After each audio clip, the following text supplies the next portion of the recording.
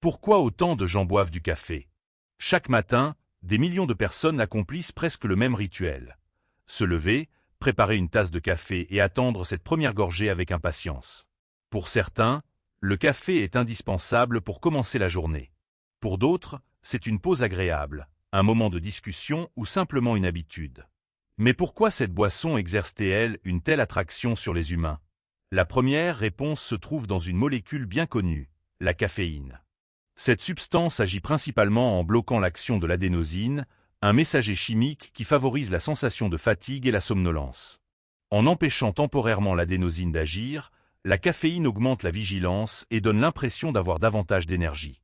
C'est précisément ce qui explique pourquoi beaucoup de personnes boivent du café au réveil, avant de travailler ou lorsqu'elles doivent rester concentrées.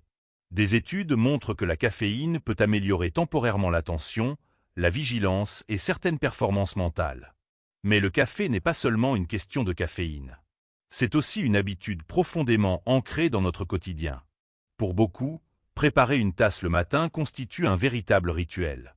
L'odeur du café, la chaleur de la tasse et le moment de calme peuvent être associés à une sensation de confort et de plaisir. Le café est également un élément social. On se retrouve autour d'un café, on discute avec un collègue ou on invite quelqu'un à prendre un café. Il existe aussi une dimension culturelle.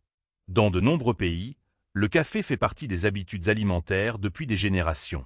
Espresso, café filtre, cappuccino, café au lait ou café turc, chaque culture possède ses propres traditions. Cependant, il existe un autre phénomène intéressant, l'accoutumance. Avec une consommation régulière, le cerveau s'adapte à la présence de caféine. Certaines personnes ont alors besoin de leur café quotidien pour retrouver leur niveau habituel de vigilance. L'arrêt brutal peut provoquer fatigue, maux de tête ou irritabilité chez les consommateurs habituels. Cela ne signifie pas que le café est forcément mauvais.